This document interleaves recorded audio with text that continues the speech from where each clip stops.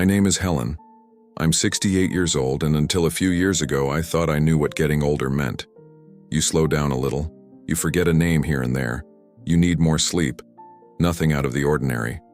But looking back now, that's how it all started. With something so small I almost laughed it off. It began with a kind of tiredness I couldn't shake off, not the kind that disappears after a nap or a good night's sleep.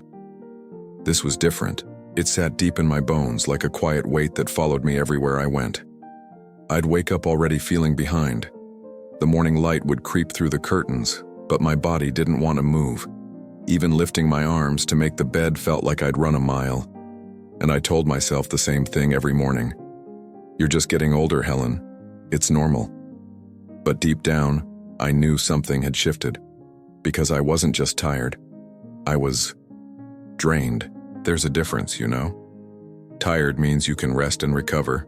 Drained means something is slowly slipping away from you, and you can't quite name what it is. I remember one morning standing in my kitchen, staring at the kettle. It was boiling, the whistle shrieking, but my hands just stayed there on the counter. I couldn't remember why I'd even turned it on. When the whistle finally stopped, the silence felt heavier than the noise. Later that day, I misplaced my keys. Not once, but 3 times. And when my daughter called, I almost didn't pick up. I didn't want her to hear how flat my voice had become. She asked, "Mom, are you okay?" And I lied. "Of course, honey. Just tired. You know how it is." But I didn't know how it was. Because the tiredness wasn't just physical. It was emotional, too. Even things I used to love, gardening, baking, walking down to the lake, started to feel like chores. It was like the color had drained from my days and I was moving through them in black and white. Sometimes late at night, I'd stare at the ceiling and wonder, is this just what getting older feels like? That quiet fading, that loss of energy, of spark, of self? I used to be a teacher. I'd spend hours on my feet, talking, laughing, full of life. But at 68, even holding a conversation felt like work. I started canceling lunch dates with friends. I told them I had errands to run, but truthfully, I just didn't have the energy to pretend I was fine anymore. Then came the forgetfulness. Tiny slips that felt harmless at first. Forgetting to turn off the stove, misplacing the mail. Once, I even forgot to pick up my prescription, something I'd done every month for years. That night, sitting on the edge of my bed, I caught a glimpse of myself in the mirror. My reflection looked tired. Not just in the eyes, but in the way my shoulders slumped, in the way I avoided my own gaze. And I whispered to myself, "You've got to pull it together, Helen." But even as I said it, I felt something twist in my chest, like a quiet ache that wasn't physical, a kind of fear. Because somewhere inside I knew it wasn't just old age. It was something deeper, something my body was trying to tell me. Still, I ignored it. I pushed through the days, convincing myself that everyone my age felt the same way. But every morning, that fatigue grew heavier. And sometimes, I'd catch myself standing still, staring out the window, realizing that I couldn't remember what I was supposed to be doing next. It was just a little fatigue, I told myself, but it was also the first sign. The first whisper before the storm. And if I'd listened then, really listened, maybe things wouldn't have gone as far as they did. It started one afternoon while I was folding laundry. A small ache right in the center of my chest, not sharp, not sudden, more like a slow, steady pressure, as if someone had placed a hand there and forgotten to let go. I remember thinking, it's probably just indigestion. I'd had a heavy lunch and I'm not 20 anymore. Things take longer to digest, right? But then it came again the next day, and the next. It wasn't pain exactly, it was strange. A warmth that would creep up from my chest to my neck, sometimes to my jaw.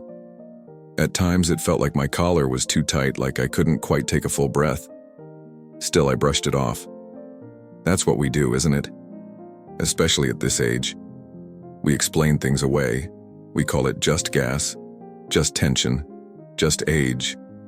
But deep down, a quiet unease had started to grow inside me, because the ache didn't go away. It moved, from my chest to my back to my shoulders, even my neck. Sometimes it would settle under my left shoulder blade, a dull throb that felt like someone was pressing from the inside out. One morning, I woke up drenched in cold sweat. The sheets clung to my skin, and my heart was racing, not from fear, but from something deeper, something I couldn't name. I sat up too fast and the room spun. It was as if the world had tilted slightly to the left. I remember gripping the edge of the bed, whispering, "You're fine, Helen. Just get up slowly." But when I tried to stand, a wave of nausea hit me so hard I had to sit right back down. For a moment, I just sat there, hands shaking, trying to steady my breath. It passed, as it always did. And so, once again, I convinced myself it was nothing. I went on with my day, folding clothes, watering the plants, pretending not to notice the tightness in my chest whenever I reached up to the top shelf. A few days later, my neighbor Clara stopped by. She took one look at me and said, "Helen, you don't look right. Are you feeling okay?" I laughed it off. "Just tired, Clara. You know how it is." But she didn't laugh back. She looked at me like she saw something I didn't. That night, I stood in front of the bathroom mirror again. There was that same woman staring back, pale skin, lips a little gray, eyes dull. And I thought, maybe Clara's right. Maybe I don't look okay. I started noticing other things too. How I'd get short of breath climbing the stairs. How I'd stop halfway just to rest my hand on the railing. Sometimes my heart would flutter for no reason. A strange rhythm that left me lightheaded. Other times, I'd wake up in the middle of the night with my shirt damp, chest tight, a faint burning rising from my stomach to my throat. But still, I didn't call my doctor. Because what would I even say? It's just a little pressure. It's probably stress. I told myself that for weeks. Then one afternoon, while carrying groceries from the car, I felt a sudden stabbing pain under my ribs. I froze right there in the driveway. The world around me went quiet, and for a moment, I couldn't tell if I was about to faint or if the air had simply vanished.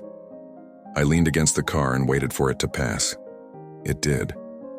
Slowly, leaving behind a deep ache and a wave of fear that I couldn't shake. That night, I barely slept. Every time I closed my eyes, I felt that pressure in my chest again, faint but there, like a reminder, a whisper I couldn't ignore anymore. The next morning, I sat at the kitchen table, staring at my cup of tea. The steam rose gently, curling in the sunlight, and I thought about all the excuses I'd made over the last few months. How many times I'd said, "It's just nothing." But what if it wasn't nothing? What if it was my body trying to warn me and I just kept refusing to listen? I thought of my husband who'd passed years ago from what they called a silent attack. He'd had the same symptoms, tiredness, back pain, a bit of indigestion. He ignored them too. Until one morning, he didn't wake up. And that thought hit me like a wave I couldn't outrun. I pressed my hand to my chest and whispered, "Not me. Not like that." Still, I didn't go to the doctor. Not yet. Because admitting something might be wrong felt scarier than pretending everything was fine. I told myself it was just another ache. But deep down, I knew better. I knew my body was speaking in a language I'd been too stubborn, or too afraid, to hear. It was no longer just fatigue. It was a pattern, a whisper turning into a warning. And the truth is, by the time I decided to listen, it was almost too late. It happened on a Sunday morning. A quiet, ordinary day. The kind of day when you expect nothing to happen at all. I was standing by the kitchen sink, rinsing blueberries for breakfast. The window was open, sunlight spilling across the counter, and for a moment, everything looked peaceful. Then, out of nowhere, I felt it. A strange heaviness settled in the center of my chest, heavier than before, deeper. It wasn't pain, not exactly. It was pressure, spreading slowly, like a wave rolling upward into my throat. I tried to breathe it out, but my breath caught halfway. My heart gave a hard, uneven thump. Once, twice. And suddenly, I couldn't seem to fill my lungs. It felt like breathing through a straw. The room started to tilt. I reached for the counter, gripping it with both hands. My vision blurred at the edges, and in that moment a cold sweat broke across my back. I remember thinking, no, not now, not here. But the world didn't care what I wanted. My arms felt weak. My jaw ached. A wave of nausea hit so suddenly that I thought I might collapse right there on the kitchen floor. And as the dizziness washed over me, I whispered, "Please, God, just let me breathe." I don't know how long I stood there frozen, maybe seconds, maybe minutes. The ticking clock on the wall was the only sound, and even that seemed distant. Then, slowly, it eased. The pressure softened, the dizziness faded, and I could finally take a full breath again. I leaned against the counter, shaking, soaked in cold sweat, staring at my trembling hands. It was over, but it wasn't. Because in that silence, I knew something inside me had changed. The body doesn't lie. It had been whispering for months, and I'd ignored it every time. But now, it had shouted. I walked to the living room and sat down, still clutching my chest, my heartbeat wild and uneven.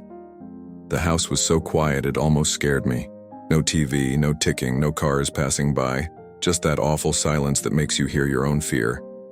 And then, for the first time in my life, I thought, maybe this is how it ends. It wasn't panic. It was realization. A calm, chilling awareness that I had pushed my body too far. I thought about calling 911, but then I imagined the hospital, the lights, the noise, the endless questions. I told myself, "It's over now. You're fine." But my voice didn't sound like mine anymore. I tried to stand, but my legs felt like rubber. My knees shook as I reached the couch. And when I sat down, I realized my hands were still trembling uncontrollably. Tears started without warning. Quiet, almost embarrassed tears. I didn't even know why I was crying. Maybe from fear, maybe from relief.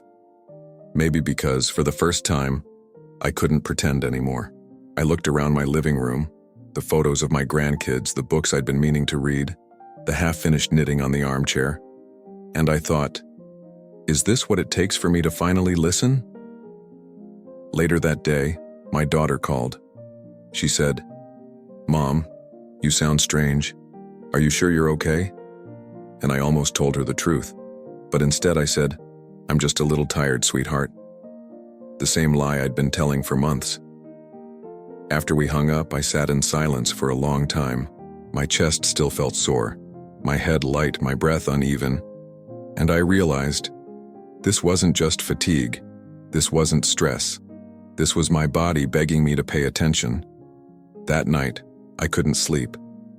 Every time I closed my eyes, I felt that same faint pressure return, a reminder, soft but insistent. At one point, I sat up in bed and whispered into the darkness, "If I wake up tomorrow, I'll do something. I promise." Morning came. I was alive, but I moved slower that day, careful, deliberate, as if any wrong step might tip the balance. And though I didn't go to the hospital, something inside me had shifted. The denial had cracked, the fear had found its voice. I knew this wasn't going to disappear on its own.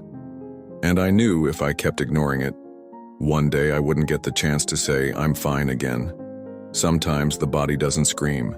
Sometimes it just stops whispering. That morning, as I sat by the window with a cup of tea I could barely lift, I thought about all the signs I'd brushed aside. The chest pressure, the shortness of breath, the dizziness, the nausea, the fatigue. Each one was a message, a small warning. And together, they were trying to save me. The body speaks, softly at first, then louder, until you have no choice but to listen. And that day, for the first time, I finally did. It was 2 days after that morning, the one that scared me into silence.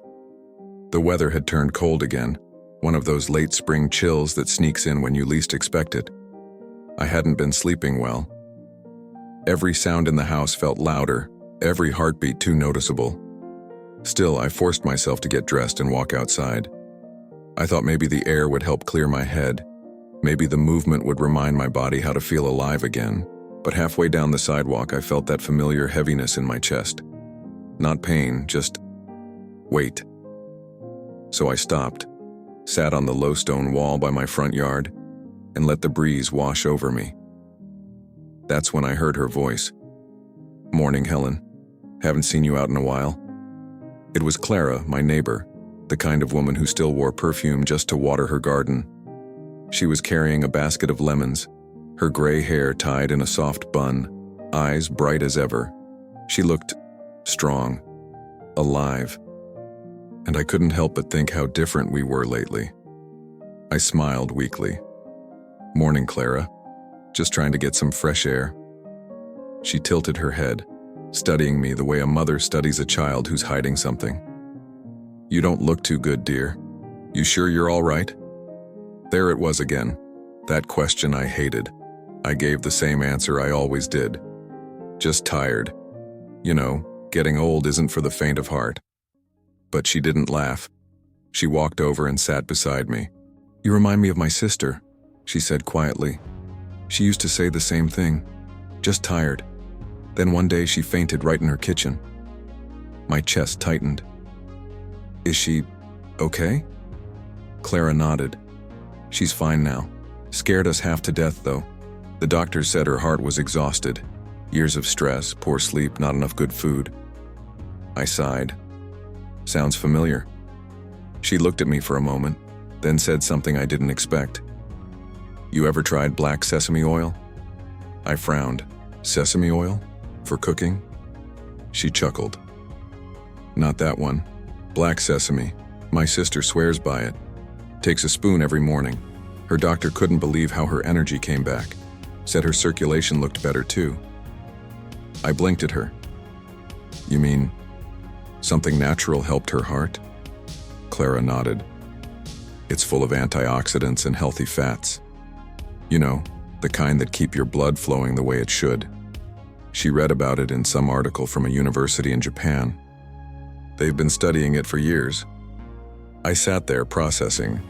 I'd tried vitamins before, green powders, teas. Nothing ever stuck. But something about the way she said it, calm, sincere, without that tone of selling something, made me listen. "She says it helps with energy too," Clara added, "and sleep. But more than that, she said it made her feel like herself again." That word, herself, hit me harder than I expected, because I couldn't remember the last time I'd felt like myself. I looked down at my hands, at the faint tremor that had become a part of me. "I don't know, Clara. I've tried so many things." She smiled gently. "Then maybe it's not about trying harder. Maybe it's about listening to what your body's been asking for all along." There was a long silence after that. The kind that feels full, not empty. Birds chirping in the distance. The soft hum of the neighborhood. The weight of her words settling in my chest. Before she left, she placed a small bottle in my hand. "I had an extra," she said. "Start small, just a spoon a day. Mix it in your yogurt or tea. It's not a miracle, Helen, but it might help." Her tone wasn't pushy. It was kind, real, and for the first time in months I felt something stir inside me. Not just curiosity, but hope. That night, after dinner, I sat at the table staring at that little bottle. It was dark, smooth, and simple. Nothing fancy. The label said black sesame oil, cold-pressed, natural source of antioxidants. I turned it over in my hands. A part of me still doubted. I'd been disappointed before. But another part of me, the part that had been ignored for too long, whispered, "What if this helps?" I poured a spoonful into a glass of warm water. The taste was nutty, earthy, strange, but comforting. I swallowed it slowly, feeling its warmth slide down. Maybe it was nothing. Maybe it was just oil. But in that moment, sitting alone in my quiet kitchen, I felt like I had finally taken one small step toward caring for myself again. And that, more than anything, felt like the beginning of something new. The first morning after I started taking the oil, I didn't expect anything. Why would I? I'd tried so many remedies before, teas, vitamins, powders, all of them promising miracles and delivering nothing but more disappointment. So when I swallowed that first spoonful of black sesame oil, I told myself it was just an experiment, something to keep my mind busy, something to prove that hope was still possible, even if it was foolish. The next day, I did it again. 1 spoon, warm water. I closed my eyes, felt the taste, earthy, rich, oddly comforting, and whispered, "Let's see." At first, nothing dramatic happened. No sudden burst of energy, no magic cure. But on the third morning, I noticed something small, something so quiet I almost missed it. I woke up before my alarm. It had been months since that happened. Usually I'd wake groggy, heavy, as if the night hadn't done its job. But that morning, my body felt lighter. Not strong yet, but rested. I sat up and waited for the usual ache in my chest, that dull pressure that always greeted me before coffee. But it didn't come. Instead, I felt a calm I couldn't explain. It was subtle, barely there, but it was enough to make me pause and whisper to myself, "Something's different." Over the next few days, I started noticing more of those small things, the kind you only recognize when you've been living without them for too long. My mind felt a little clearer. I didn't forget my keys that week. I didn't drift off mid-conversation. And then, one evening while washing dishes, I caught myself humming. I actually stopped, laughed out loud, and shook my head. "When was the last time you hummed, Helen?" I said to myself. It felt ridiculous and wonderful. Around day 7, my daughter came to visit. The moment she stepped in, she stopped and stared at me. "Mom," she said slowly, "you look different. Are you wearing makeup?" I laughed. "No, just soap and wishful thinking." But she wouldn't drop it. "No, really. Your face looks brighter. You just seem, I don't know, more like you." That night I sat by my window watching the sunset paint the sky in shades of pink and gold, and I thought about what she'd said. Maybe it was just coincidence. Maybe it was nothing. But maybe, just maybe, something inside me was starting to heal. The second week was even better. My sleep, which had been broken and shallow for months, started to deepen. I didn't wake up in panic anymore. The cold sweat stopped.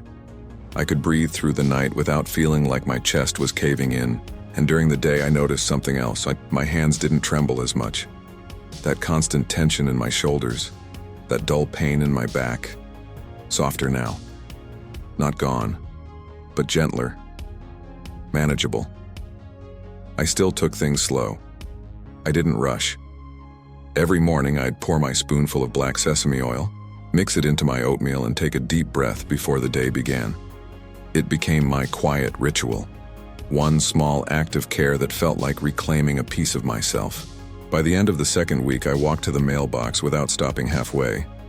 That might sound like nothing, but to me, it was everything. I stood in the driveway, feeling the breeze on my face, the ground firm beneath my feet. And for the first time in months, I didn't feel fragile. I felt present. That evening, I called Clara. "You'll think I'm imagining it," I told her, "but I think it's actually helping." She laughed softly. "I don't think you're imagining anything, dear. Sometimes our bodies just need a little reminder of what balance feels like." Balance. That word stayed with me long after we hung up, because that's what it felt like. Balance slowly returning. One breath, one spoonful, one quiet morning at a time. Of course, I still had doubts. There were days when I felt tired again, when I questioned if it was all in my head. But then I'd remember that morning when I woke up rested. The laughter with my daughter, the humming while washing dishes, and I'd realize, no, this wasn't a trick. This was progress. It wasn't a miracle. It was consistency, gentleness, patience. And those are the things that truly heal us. Not overnight, not dramatically, but quietly, like dawn breaking after a long storm. As I poured my next spoonful, I whispered to myself, "It's just one small thing, but it's something real." And for the first time in a long time, that was enough. It's funny how once something begins to work, your mind suddenly wants to understand why. For 2 weeks, I'd been following Clara's advice, and my body had started to respond. Slowly, gently, like a flower opening after a long winter.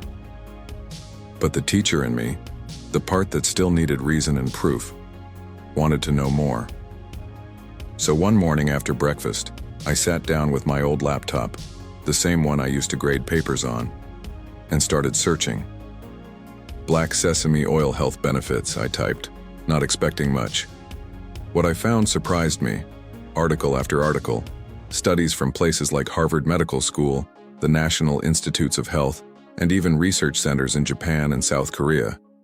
They all talked about the same thing, how this tiny ancient seed carried compounds that could protect the heart, calm inflammation, and even help with fatigue. I learned that black sesame seeds are full of something called antioxidants, molecules that fight what scientists call oxidative stress. That phrase sounded complicated at first, but the more I read, the more sense it made. Oxidative stress, I discovered, is what happens when your body's balance tilts. When your cells are overwhelmed by toxins, poor diet, lack of sleep, or simply the wear and tear of aging. Over time, that imbalance can damage the heart, the brain, the joints, everything that keeps us moving and thinking and feeling alive. And antioxidants? They're like the body's cleanup crew. They sweep away that damage, giving your cells the chance to repair and recharge. It wasn't just theory either. A study from a Japanese university showed that black sesame oil helped improve blood flow in older adults by supporting something called endothelial function. Basically, the flexibility of your arteries. Healthy arteries mean better circulation, more oxygen, less pressure on the heart. There were other studies too. One from the Journal of Nutrition mentioned that the natural compounds in sesame, especially something called sesamin, could help regulate cholesterol and lower inflammation markers. It said that regular use could reduce the silent inflammation that builds up over years, the same kind that causes fatigue, muscle stiffness, and even that dull chest pressure I'd been feeling for months. And then there was another term I kept seeing, NAD+. Apparently, as we age, our bodies produce less of it. It's a coenzyme, a little helper molecule that gives our cells energy. When NAD+ drops, we feel tired, our minds slow down, our recovery takes longer. But certain natural foods like sesame, turmeric, and blueberries can help support its production. It's not magic, it's biochemistry. Our bodies are designed to heal, but only if we give them what they need to do it. The more I read, the more I realized something. This wasn't about the oil itself. It was about nourishment, about restoring what time and stress had slowly taken away. I closed the laptop and sat there for a while, staring at my reflection in the dark screen. It wasn't just the studies that moved me. It was what they meant. Because for years, I had blamed myself for feeling weak. I thought my fatigue was failure. I thought my pain was punishment for growing old. But maybe it wasn't that at all. Maybe it was simply chemistry, my body trying its best with what little it had left. And that realization lifted something heavy off my shoulders. It made me see aging differently, not as a decline, but as a shift. A phase where you have to care smarter, not harder. That afternoon, I called my daughter. "Did you know," I said, "that black sesame oil has compounds that protect your heart?" She laughed. "Since when did you start reading medical journals, Mom?" I laughed too. "Since I started feeling like myself again." She got quiet for a moment. "Whatever you're doing," she said softly, "keep doing it." After we hung up, I made my afternoon tea, added my spoonful of oil, and sat by the window. The sunlight spilled across the table, golden and soft. And I thought about how strange it is that sometimes the answers we search for in pills or clinics are quietly waiting in nature, in the simplest of things. It doesn't mean we stop seeing doctors. It doesn't mean we stop caring for our health, but it does mean we start listening, not just to medicine, but to the wisdom that's always been there. Science, after all, isn't the opposite of nature. It's the language that explains what nature already knows. And maybe that's why this little bottle had found its way into my life. Not as a miracle, but as a reminder that healing doesn't always roar. Sometimes it whispers. Morning light has a different kind of warmth now. It doesn't rush in like it used to. It arrives softly, a golden glow on the curtains, a gentle nudge to start again. I used to dread mornings. Every sunrise felt like another reminder of how tired I was.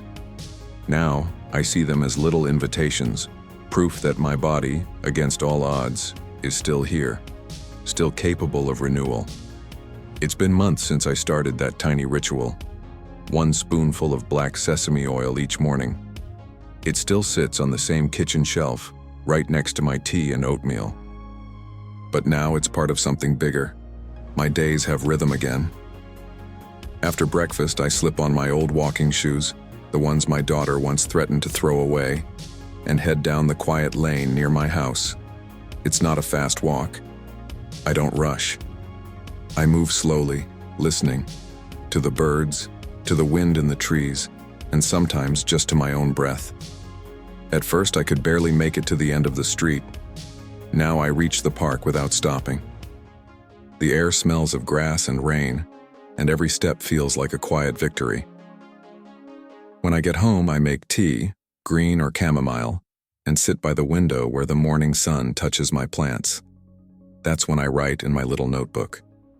Nothing fancy, just notes, how I feel, what I noticed, what I'm grateful for.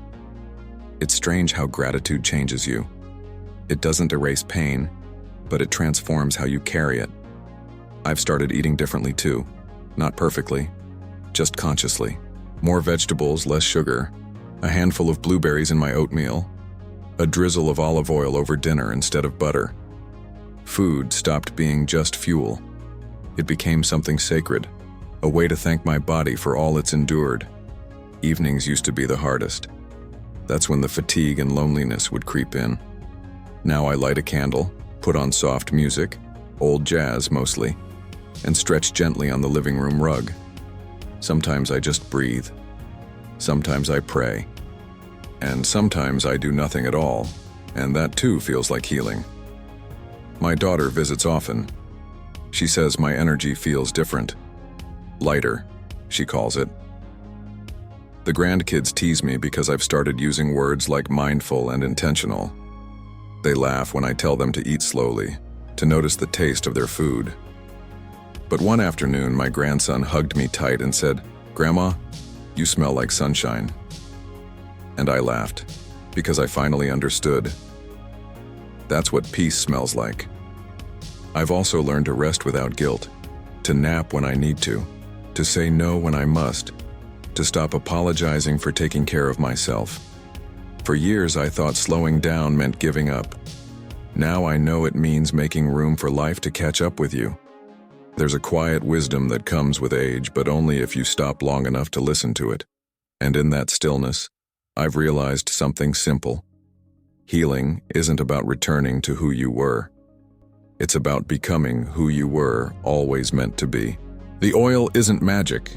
It's a reminder to pause, to nurture, to respect the small things. Each spoonful is like a promise I make to myself, to move gently, to eat mindfully, to love deeply. And in the spaces between those choices, life has slowly returned. I see it in the way I walk without fear. I feel it when I laugh and my chest no longer aches. I hear it in the sound of my own breath, steady, sure, alive. Sometimes I still have bad days. Old habits whisper, "You're tired again. Maybe it's all coming back." But then I take a breath, look around, and remind myself, healing is never a straight line. It's a circle, one that always brings you back to yourself. Now, when people ask me what changed, I tell them the truth. It wasn't one thing. It was all the small things. A walk in the sun, a quiet meal, a spoonful of something good, a moment of gratitude. each one small, maybe even ordinary, but together, extraordinary. The sum of small choices really does change everything. It had been 3 months since that morning in the kitchen, the one that almost changed everything. 3 months of small steps, quiet rituals, and choosing care over fear. I hadn't seen my doctor in nearly half a year. Part of me was nervous. I knew I felt better, stronger, calmer, but a tiny voice inside whispered, "What if it's just in your head?" So when I finally booked the appointment, I half expected the same routine as always. The sigh, the raised eyebrows, the polite nod as he told me, "Well, that's just aging, Helen." But this time was different. The waiting room felt strangely peaceful. I watched the rain outside the window, tiny rivers running down the glass, and realized how far I'd come from that frightened woman who could barely breathe. When my name was called, I stood without effort. No trembling knees, no dizziness, just a quiet steadiness, something I hadn't felt in years. Dr. Lawson looked up as I entered, smiling warmly. "Well, look at you," he said. "You seem brighter than the last time I saw you." I smiled back. "I feel brighter, doctor." He started with the basics: blood pressure, heart rate, oxygen. Then came the blood tests. I'd done them the week before, so the results were already on his screen. As he scrolled, his expression shifted: curiosity, then surprise. He leaned back, glanced at me, then back at the monitor. "Helen," he said slowly, "these numbers, they're impressive." I frowned. "Impressive how?" "Well," he said, tapping the screen, "your cholesterol levels are down by almost 20 points. Your blood pressure is back in range. Your inflammation markers, CRP we call it, they've dropped significantly." I blinked. "Is that good?" He chuckled. "Good? It's remarkable, especially for someone your age who isn't on any new medication." I felt a warmth rise in my chest.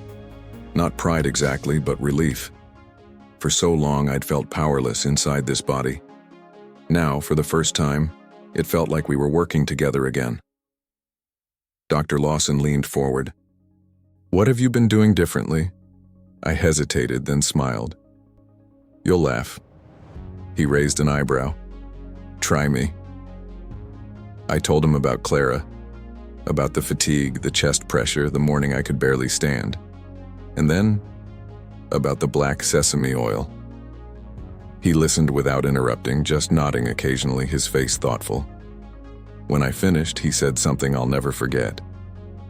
"You know, Helen, we tend to underestimate how powerful simple, consistent habits can be.